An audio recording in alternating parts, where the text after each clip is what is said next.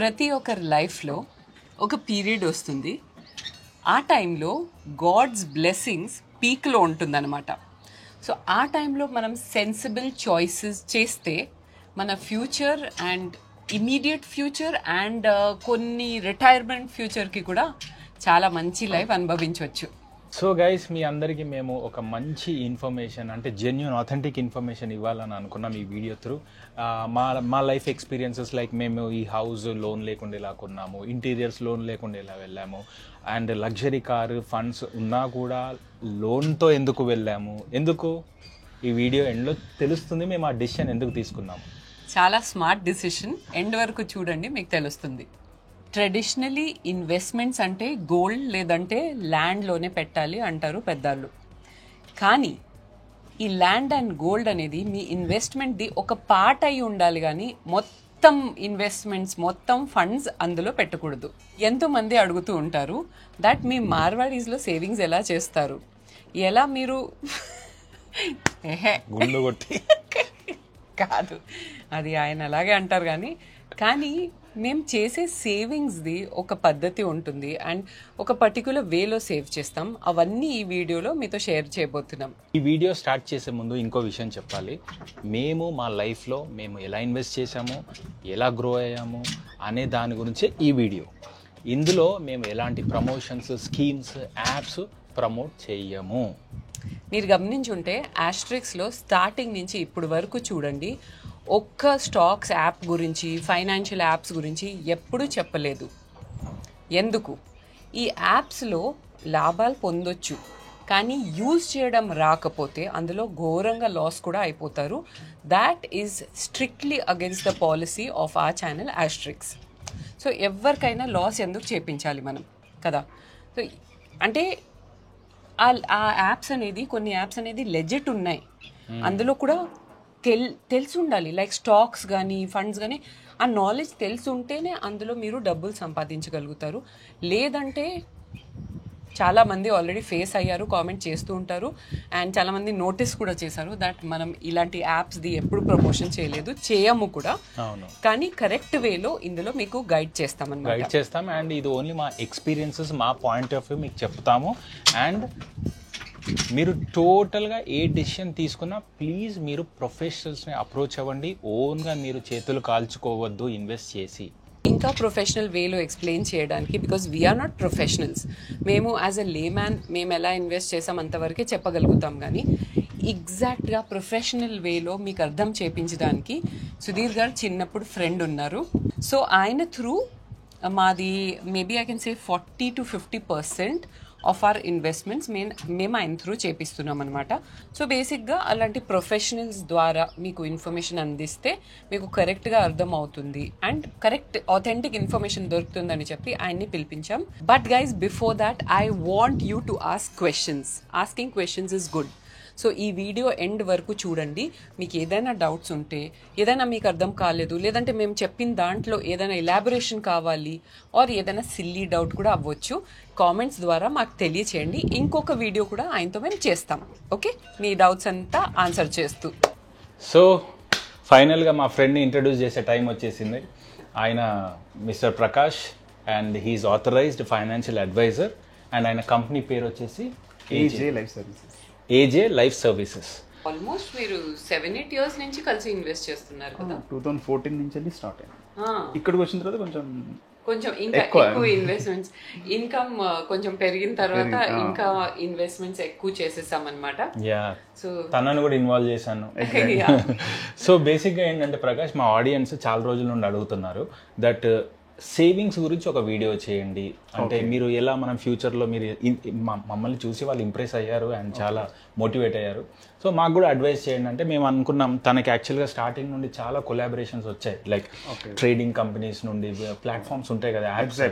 So అవన్నీ మేము అట్లా మేము ఆడియన్స్ని అలా చేయలేము. కాబట్టి మేము ఎక్స్పీరియన్స్ చేసింది, మేము చూసిన పర్సన్నే మేము పరిచయం చేయించాలనుకొని, అండ్ ఇది ఏ విధంగా ఏ యాప్ ఎవరికి ఎలాంటి కొలాబరేషన్ లేదు, జస్ట్ మీకు కొన్ని ఇన్పుట్స్ ఇవ్వడానికి.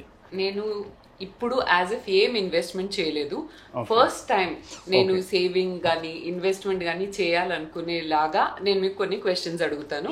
బికాస్ మెనీ పీపుల్ ఆడియన్స్ లో వాళ్ళకి ఇది ఫస్ట్ టైం ఒకవేళ వాళ్ళు ఇన్వెస్ట్ చేస్తే.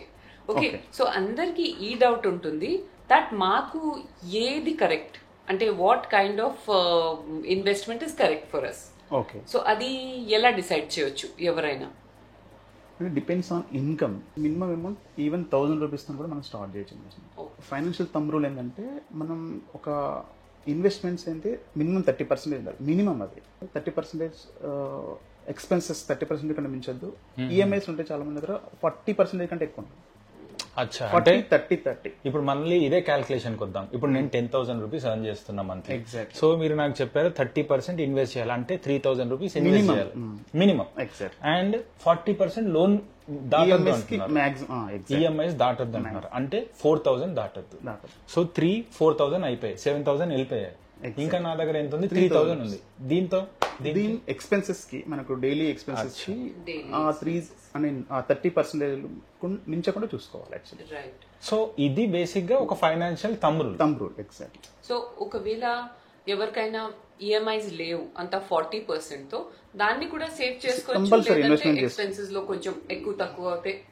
ఎక్స్పెన్సెస్ పెట్టాలని ఏం లేదు, 40% లో ఎంత మాక్సిమం అదే 40%. Okay okay. సో ఈ short term and long term goals the మీరు ఎగ్జాంపుల్ ఇస్తారా?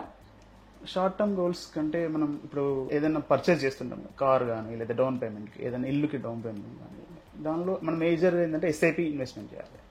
మ్యూచువల్ ఫండ్స్ లో షార్ట్ టర్మ్ లో కూడా 5-6 years గోల్స్ ఉంటే మనం ఇన్వెస్ట్మెంట్ చేసుకోవాలి. అంటే మేబీ ఒక 5 years లో మ్యారేజ్ ప్లాన్ ఎవరైనా చేసుకున్నారు, ఎగ్జాక్ట్లీ ఏదైనా ఒక హ్యూజ్ అమౌంట్ కార్పస్ కావాలి, షార్ట్ టర్మ్ లో ఇన్వెస్ట్మెంట్ కావాలంటే మనం ఎస్ఐపికి వెళ్ళడం better actually. Okay, long term goal the example and దేంట్లో ఇన్వెస్ట్ చేయాలి?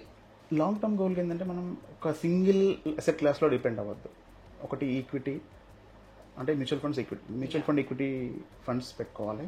ఇంకోటి ఏదైనా గ్యారెంటెడ్ ఇన్కమ్ ప్లాన్ పెట్టుకోవాలి. ఒక సింగిల్ దాని మీద డిపెండ్ అవ్వద్దు. ఏదైనా కానీ కంప్లీట్ గా ఈక్విటీ కానీ, కంప్లీట్ గా రియల్ ఎస్టేట్ కానీ, ఏది కంప్లీట్ ఒకటే ఒక దాని మీద ఒక అసెట్ క్లాస్ లో ఇన్వెస్ట్ చేయాలి. బికాజ్ యూజువల్ గా ఎల్డర్స్ లేదంటే ఓల్డ్ ప్యాటర్న్ ఆఫ్ ఇన్వెస్ట్మెంట్ ఏంటంటే ల్యాండ్ గానీ గోల్డ్ గానీ కొంటారు. ఎగ్జాక్ట్లీ. కానీ అది లిక్విడేట్ చేయడం చాలా కష్టం. అండ్ అందులో ఫస్ట్ ఆఫ్ ఆల్ ఏంటంటే ఇన్ఫ్లేషన్ పెరుగుతున్న కొద్దీ దీని వాల్యూ అంత పెరగట్లేదు. ఒక టైం వచ్చిన తర్వాత ఆగిపోతుంది, సాచురేషన్ పాయింట్ వస్తుంది, అది పెరగదు. ప్లస్ మనకు 1 crore ప్రాపర్టీ ఉంటుంది, మనకు కావాల్సింది 10 lakhs 20 lakhs అవసరం ఉంటుంది. మనం ఒక సింగిల్ బెడ్రూమ్ అట్లా అమ్మేయలేం కదా. అది మెయిన్ ప్రాబ్లం. చాలా మందికి అసెట్స్ ఉంటాయి, they are rich in assets but poor in cash. Okay, ఇప్పుడు ప్రకాష్ ఇంకో క్వశ్చన్ నాకు.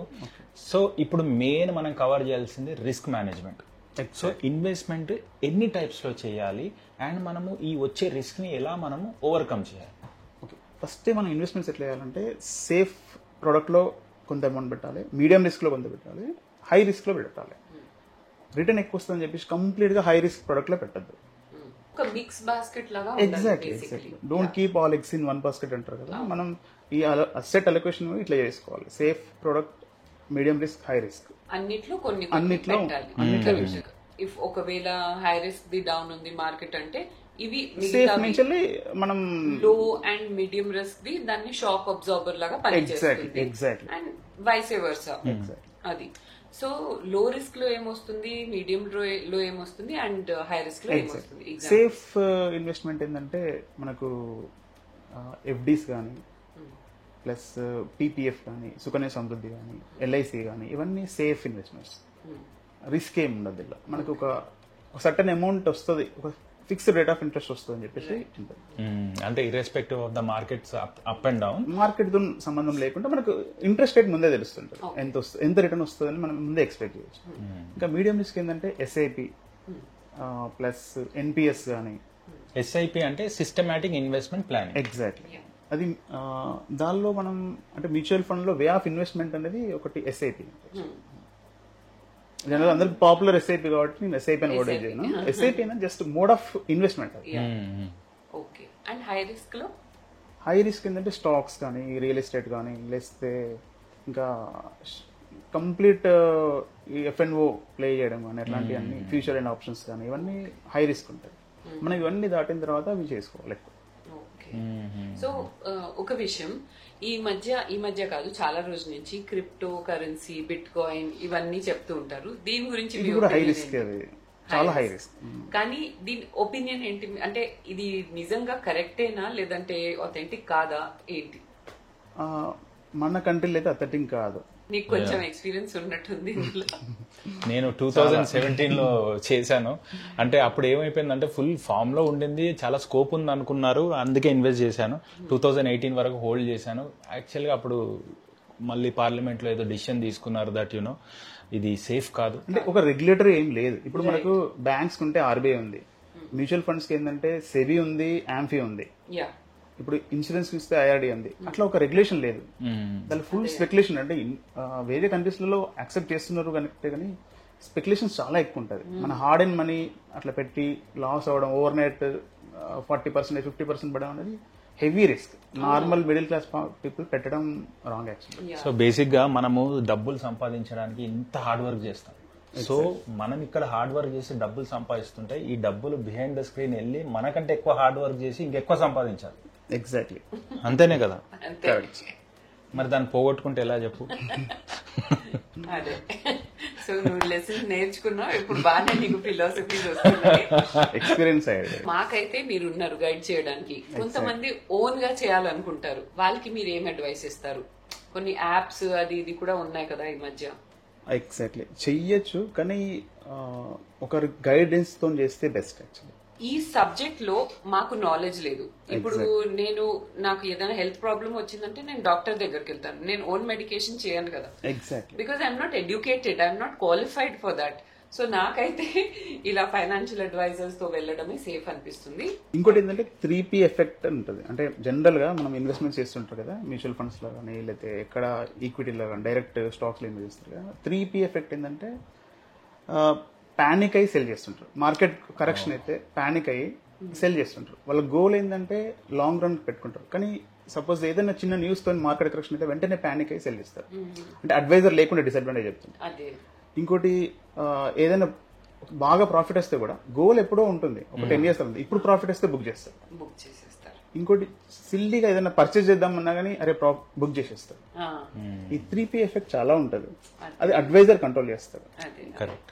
ఇన్వెస్ట్మెంట్స్ అనేది లాంగ్ టర్మ్ కదా, వాటికి సర్వీస్ అవసరం ఉంటుంది, గైడెన్స్ అవసరం ఉంటుంది, కస్టమర్ కేర్ ఉండాలి. కొన్ని లైక్ మేము కూడా గైస్ స్టార్టింగ్ నుంచి ఏదో ఎక్స్పర్ట్స్ లాగా మేము లేము. Okay, we also went wrong.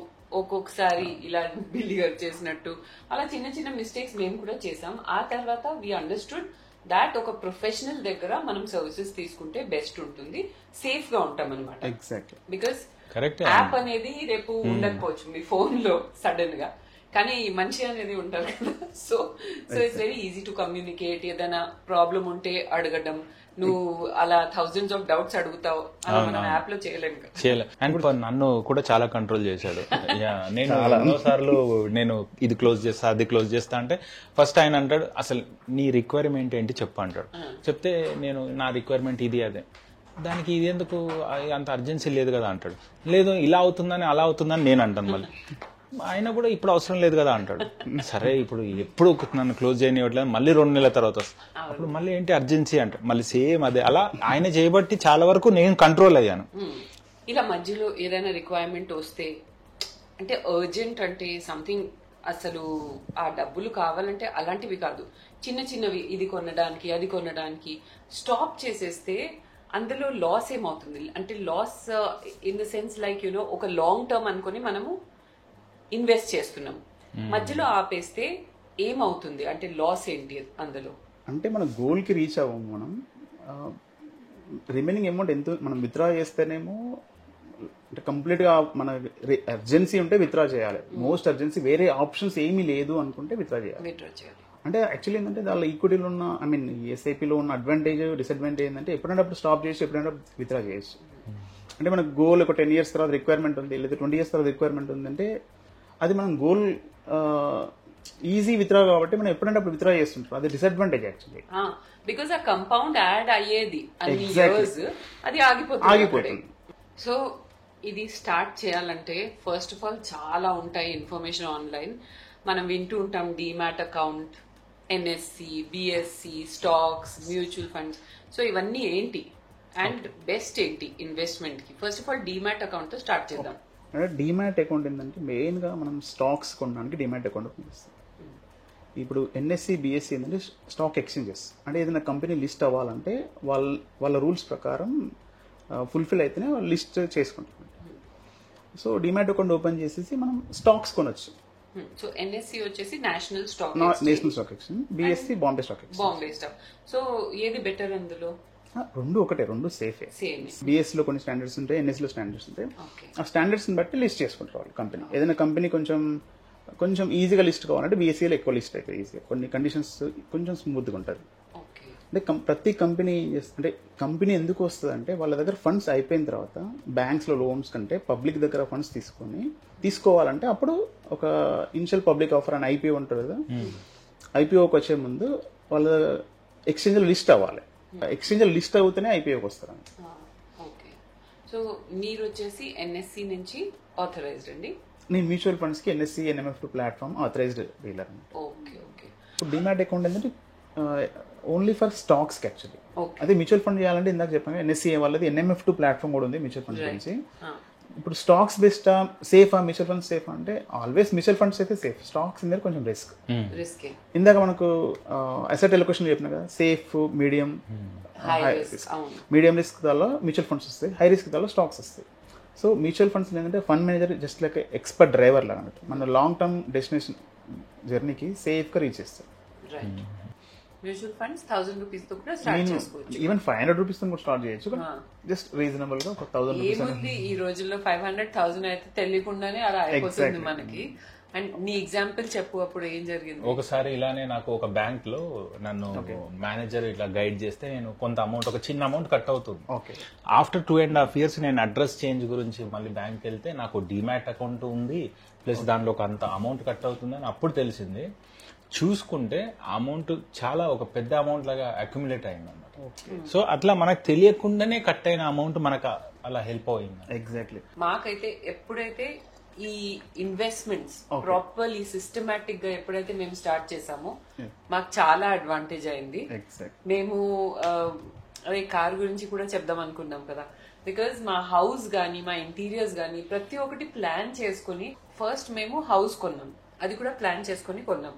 So అదేంటంటే కొంచెం కొంచెం ఇలా ఇన్వెస్ట్ చేస్తున్నాం. మాకు house initial stage, digging stage లో మేము ఇది కొన్నాం కాబట్టి ఎవ్రీ 6 months కి 5 months కి ఒక్కొక్క ఇన్స్టాల్మెంట్ వస్తుంది. అప్పుడు వరకు ఎంతో కొంత సేవ్ చేస్తున్నాం, సేవ్ చేసి కడుతున్నాం. సో అలా మాకు హౌస్ కి అయిపోయింది. తర్వాత నెక్స్ట్ టార్గెట్ వచ్చేసి ముందే పెట్టుకున్నాం ఇంటీరియర్స్ అని, దానికి సెపరేట్ సెట్ ఆఫ్ సేవింగ్స్ పెట్టుకున్నాం. సో ఇంటీరియర్స్ టైంలో అది విత్డ్రా చేసుకుని ఇంటీరియర్స్ చేసుకున్నాం. కానీ ఈసారి మేము ఒక లగ్జరీ కార్ కొన్నాం, మర్సిడీస్ ఎప్పుడైతే కొన్నాం గైస్, అది మేము ఫండ్స్ ఉన్నా కూడా లోన్ కి వెళ్ళాం. సర్ప్రైజ్ అయ్యారా? అవును. ఎందుకంటే ఈ కాన్సెప్ట్ నాకు కూడా అసలు నాకు డైజెస్ట్ అవ్వలేదు. నేను చెప్పాను మొత్తం పే చేసి కొంటానంటే, లేదు నేను ఇంకొకటి చెప్తాను విను అని చెప్పారు. యాక్చువల్గా స్ట్రాటజీ ఏంటంటే, ఇప్పుడు మేము కార్ తీసుకున్నాం, మా కార్ని ఇప్పుడు ఫర్ ఎగ్జాంపుల్ ఒక 100% అమౌంట్ కట్టి తీసుకునే బదులు మేము ఏం చేసామంటే ఒక 30% ఆఫ్ ద అమౌంట్ కారు కొనేటప్పుడు మేము డౌన్ పేమెంట్ చేసి దానికి లోన్కి వెళ్ళాం. అంటే మన దగ్గర ఎంత మిగిలింది? ఇంకా 70% మిగిలింది. ఈ 70% మనము మొత్తం 100% అందులో పెట్టకుండా 30% అందులో పెడితే మన కారు వచ్చేస్తుంది, మనం ఈఎంఐ కట్టుకోవచ్చు. సో మనం ఎంత కడుతున్నాం ఈఎంఐ? 8.5 9.5% మనం ఇంట్రెస్ట్ కడతాం. ఇప్పుడు ఈ 70% అమౌంట్ని తీసుకెళ్ళి ఇన్వెస్ట్ చేస్తాం. ఎగ్జాక్ట్లీ. ఓకే, ఇప్పుడు ఇన్వెస్ట్ చేయడం వల్ల మనకు రిటర్న్స్ ఎంత వస్తాయి? ఇప్పుడు నువ్వు చెప్పినట్టు జీడిపి అండ్ ఇన్ఫ్లేషన్ రెండు క్యాలిక్యులేట్ చేసుకుంటే 13% ఎక్స్పెక్ట్ చేసు, కొన్ని 12 అనుకుందాం. అంటే మనం అక్కడ కట్టేది 8.5-9% అయినా ఇంట్రెస్ట్ డిమినిషింగ్, ఇక్కడ కాంపౌండ్ ఇంట్రెస్ట్ లాగా యాక్ట్ అయ్యి మనకి 12% 15 కూడా అయ్యే ఛాన్స్ ఉంది. మార్కెట్ మొన్నటి వరకు అయితే లాస్ట్ మంత్ ఇప్పుడు కూడా మార్కెట్ బాగుంది, 18% వరకు కూడా వెళ్ళింది. సో ఇప్పుడు ఏమవుతుందంటే ఈ కార్ ఈఎంఐ వెళ్తూ ఉంటుంది, ఇక్కడ మనం 8.5 కడుతున్నాం, ఇక్కడ మేము మాకెంత వస్తుంది? 12% వస్తుంది. అయితే మేము బైబ్యాక్ ఆఫర్ లో తీసుకున్నాం. బైబ్యాక్ ఆఫర్ అంటే ఒక 3 years తర్వాత మేము మళ్ళీ వేరే కార్ తీసుకోవడమో లేకపోతే అట్లాంటి బైబ్యాక్ లో ఉంటుంది. సో మేము కావాలంటే కార్ ఎక్స్చేంజ్ చేసుకోవచ్చు, లేదంటే ఇక్కడ మాకు వచ్చిన 12% మా అక్యుములేట్ అయిన ఫండ్స్ తో మేము తీసుకెళ్ళి అది లోన్ క్లియర్ చేస్తాం. మాకు బెనిఫిట్స్ కూడా ఉంటాయి. ఎగ్జాక్ట్. సో బేసిక్లీ ఈ సైడ్ 8.5% కార్ లోన్ కి, ఈ సైడ్ వచ్చేసి మాకు వచ్చేది ఆల్మోస్ట్ 12 to 13%. సో వెయిట్ ఏది ఎక్కువ ఉందో మీకు అర్థమైంది కదా. యాక్చువల్గా ఇది నాకు ప్రకాష్ ఎడ్యుకేట్ చేశాడు ఇది. అండ్ నా హౌస్ లోన్ విషయంలో కూడా, అంటే హౌస్ లోన్ అంటే ఈ హౌస్ కాదు, వేరే ఒక లోన్ ఉంది, ఆ విషయంలో కూడా ఆయన నా వెంటబడి మరి లోన్ ఇప్పించాడు. యాక్చువల్గా నేను వద్దాను. అదే అంటే బేసిక్ గా ఏంటంటే మనం ఒక్క దగ్గర మనకు ఉన్న అంత ఫండ్స్ బ్యాంక్ బ్యాలెన్స్ మొత్తం ఖాళీ చేసి ఒక పర్చేజ్ లో పార్క్ చేయడం ఎందుకు, దాన్ని మనము లోన్ లో తీసుకుని దాని ఈఎంఐ కి ఇక్కడ అడిషనల్ ఇన్కమ్ మనం జనరేట్ చేసుకోవచ్చు. ఈ విషయానికి వస్తే ఒక థింగ్ చెప్పాలి, చాలా మంది వ్యూవర్స్ అడుగుతూ ఉంటారు నన్ను, that Marwaris the saving schemes చెప్పండి, వాళ్ళు ఎక్కడ ఇన్వెస్ట్ చేస్తారు అంటే అందరికి కనిపిస్తూ ఉంటుంది కదా మార్వాడీస్ అంటే బిజినెస్ క్లాస్, సో ఎలా సేవ్ చేస్తారు నేను చెప్తాను. ఎవరికి గుండు కొడుతున్నాము, అదొక స్కీమ్, అది అంత సీన్ లేదు. మేము చాలా కష్టపడతాం. Marwaris are very very hard working. Okay, first of all కదా, చూసారా? ఫస్ట్ టైం నేను వింటున్నాను ఇలా అప్రిషియేట్ చేయడం. అవును, ఎందుకు ఎక్కడికి వెళ్ళినా కానీ మనకు బిజినెస్ పీపుల్ వాళ్ళే స్టార్ట్ చేస్తారు, లేని దగ్గర స్టార్ట్ చేస్తారు. ఎందుకంటే వాళ్ళు ఎక్కడైతే లేదో ఇక్కడే అన్ని చేయడం. 1 సెకండ్, ఎవరినైనా వెళ్ళి మాకు కొంచెం కావాలని చూసావా ఏ మార్వాడి అయినా చెప్తారా అలా? చెప్పారు, ఎందుకంటే వాళ్ళు ఎప్పుడైనా కొరగడంలోనే ఉంటారు. బికాస్ ఎగ్జాక్ట్లీ ఇదే ఫాలో అవుతారు. మా ఇంట్లో కూడా ల్యాండ్స్ ఇవన్నిటి కంటే కూడా మెయిన్లీ మ్యూచువల్ ఫండ్స్, ఇది మీరు చెప్పినట్టు స్టాక్ మార్కెట్ అంటే అది high risk. So I'm telling you once again, just because stock market నేను మెన్షన్ చేశానని మీరు ఇన్వెస్ట్ చేయకూడదు. First of all you need to have proper knowledge. అది నాలెడ్జ్ ఉంటేనే కరెక్ట్ గా ఇన్వెస్ట్ చేయగలుగుతారు. బేసిక్ గా నేను చూసింది ఏంటంటే వీళ్ళ పాప కూడా మాకు యాక్చువల్గా వాళ్ళ ఫాదర్ కూడా మ్యూచువల్ ఫండ్స్ చేస్తారు. ఓకే, ఆయన ఏంటంటే 2 చేస్తారు. ఆయన ఎస్ఐపీలు చేస్తారు, ప్లస్ ఆయన లంసమ్ గా అప్పుడప్పుడు కూడా చేస్తా ఉంటారు. అండ్ అదే కాకుండా ఆయన కూడా స్టాక్స్ లో వాళ్ళకి అడ్వైజర్స్ ఉన్నారు, వాళ్ళకి ఫైనాన్షియల్ మేనేజ్మెంట్ కంపెనీస్ ఉంటారు వాళ్ళకి. డే టు డే బేసిస్ లో వాళ్ళు చెక్ చేయలేరు. ఉన్న జాబ్స్ లోనే బిజీగా ఉంటాం కదా, and if they running such big company every time అలా కూర్చొని మనమే పర్సనల్ గా చేయాల్సిన అవసరం లేదు. సో సడన్ గా ఒక పాయింట్ గుర్తొచ్చింది, ఆ వీడియో అయిపోయిన తర్వాత ఇది యాడ్ చేయాలనుకున్నాను. మా డాడీ ఎప్పుడు ఒకటి చెప్తారు, ఏంటంటే ఏజ్ అవుతున్న కొద్దీ రిటైర్డ్ పీపుల్ వాళ్ళ పిల్లల మీద డిపెండ్ అయి ఉంటారు, పిల్లలు ఎర్న్ చేస్తున్న పిల్లల మీద. సో మా డాడీ ఎప్పుడు ఒకటి అంటారు, నేను ఇంత సేవింగ్స్ ఇంత జాగ్రత్త పడి ఎందుకు చేస్తాను తెలుసా, ఒక ఏజ్ వచ్చాక కూడా నా చెయ్యి ఇలా ఎప్పుడు రాకూడదు, ఇలాగే ఉండాలి. అర్థం ఏంటంటే ఆయన ఎప్పుడైనా పిల్లలకి ఇచ్చే పొజిషన్ లోనే ఉండాలి కానీ తీసుకునే పొజిషన్ లో ఉండకూడదు. ఐ థింక్ అంటే మీరు ఆయన్ని కాంటాక్ట్ చేయొచ్చు if you want, but anyway మా సజెషన్ ఏంటంటే ఒక ఫైనాన్షియల్ అడ్వైజర్ తప్పకుండా ఉంటే మనం స్ట్రెస్ ఫ్రీగా ఇన్వెస్ట్ చేయొచ్చు అనమాట. So that is the thing. And ఇంకొకటి వీళ్ళ దాంట్లో చిన్నప్పటి నుండి వాళ్ళ బ్లడ్ లోనే ఉంది ఏంటంటే మీ ఇన్కమ్ లో ఒక 10 or 20% అది మీది కాదు, మీ ఫ్యూచర్కి, అది వాళ్ళ దాంట్లో ఉందన్నమాట. సో అందుకే వాళ్ళు ఏంటంటే ఎప్పుడు కానీ వాళ్ళు వెళ్ళి ఎవరిని అడగడం మనం చూడలేదంటాం కదా, అందుకే వాళ్ళు అవసరాలు పడినప్పుడు వాళ్ళ నుండి యూజ్ చేసుకుంటారు. సేవ్ ఫర్ రెయినీ డే అంటాం కదా, అలాగే. సో అలా మనకు తెలియకుండా ఒక 20% 30% సేవ్ అవుతూ ఉంటే ఎప్పుడైతే నిజంగా 20-30 years లో 10 years లో అవసరం పడుతుందో అప్పుడు ఎవరిని అడగాల్సిన అవసరం లేదు. మన దగ్గర ఆల్రెడీ మన డబ్బులే సేవింగ్ అయి ఉంటుంది, దాంట్లోంచి మనం తీసి యూజ్ చేసుకోవచ్చు. సో లాస్ట్ కి ఇంకా ఏమంటారు, సేవింగ్స్ ఎందుకు అవసరం అందరికి? సేవింగ్స్ కాదు, ఇన్వెస్ట్మెంట్. Exactly, investments. ఇప్పుడు మనం జనరల్ గా చూస్తున్నాం, గవర్నమెంట్ ఏం చేస్తుంది, రైనీ సీజన్ లో వచ్చిన వాటర్ని స్టోర్ చేసి డ్యామ్స్లలో రిజర్వేర్లో స్టోర్ చేసేసి ఎక్కడైతే సమ్మర్లో మనకు వర్షం పడదు, సో అక్కడి నుంచి స్టోర్ చేసిన వాటర్ని యూజ్ చేస్తారు. అట్లే మన లైఫ్లో కూడా ఈ ఎర్నింగ్ స్పాన్ అనేది rainy season, just like rainy season ఏదైతే రిటైర్మెంట్ లైఫ్ సమ్మర్ సీజన్, ఈ రైనీ సీజన్ మనం ప్రాపర్గా ఇన్వెస్ట్ చేస్తే సమ్మర్లో యూజ్ చేసుకోవచ్చు. కరెక్ట్, సింపుల్ గా ఒక మాటలో చెప్పేశారు, అదనమాట. సో అది నాకు తెలిసి అందరికి కరెక్ట్ గా అర్థం అవుతుంది ఈ పాయింట్ మీరు చెప్పింది. So ya guys, I think that's why investment అనేది ఎంతో అవసరం. Long term, short term goals పెట్టుకొని మనం ఇన్వెస్ట్ చేస్తూ ఉంటే లైఫ్ కంఫర్టబుల్ గా ఉంటుంది, స్ట్రెస్ ఫ్రీగా, టెన్షన్ ఫ్రీగా ఉంటుంది. ఓకే, అండ్ ఆయన చెప్పినట్టు మనం ఇలా డివైడ్ చేసుకొని లైక్ 30% కంపల్సరీ మనం ఇన్వెస్ట్ చేయాలి, 30% ఎక్స్పెన్సెస్ దాటొద్దు, 40% మనం ఈఎంఐస్ కి వాటికి పెట్టొచ్చు. ఈఎంఐస్ లేవంటే ఈఎంఐస్ తెచ్చుకోమని కాదు, దాని అర్థం ఏంటంటే దాన్ని మీరు ఇంకా ఇన్వెస్ట్ చేయొచ్చు, లేదంటే ఒక్కొక్కసారి ఖర్చులు కూడా ఎక్కువ అవుతాయి, అందులో యూజ్ చేసుకోవచ్చు. That was all about this video. So మేము సేవ్ ఎలా చేస్తాం, ఇన్వెస్ట్ ఎలా చేస్తాం రాదు అన్ని మీకు క్లియర్ గా ఈ రోజు చెప్పేసాం అనమాట. కానీ if it is thoroughly confusing for you, please get a financial advisor for yourself. మీరు కావాలంటే ప్రకాష్ గారిని కూడా కాంటాక్ట్ చేయొచ్చు. సో ఆయన డీటెయిల్స్ కూడా మేము డిస్క్రిప్షన్ లో యాజ్ యూజువల్ వదిలేస్తాము.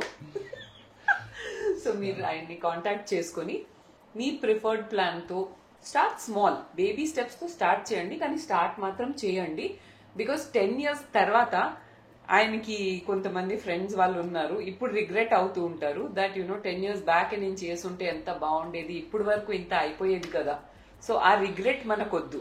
మొన్న మన అర్జున్ వాళ్ళ ఇంటికి వెళ్ళాం కదా, పాప పుట్టింది. సో ఇంకా పాప పుట్టింది, కంపల్సరీ ఇప్పుడు స్టార్ట్ చేయాలి ఇంకా ఆయన ఫ్యూచర్ లో ప్లాన్స్ అని చెప్పి వెళ్ళి పరిచయం చేయించా వెంటనే. ఆయన స్టార్ట్ చేశారు కదా, అర్జున్ సురేఖ వాళ్ళు కూడా స్టార్ట్ చేశారు.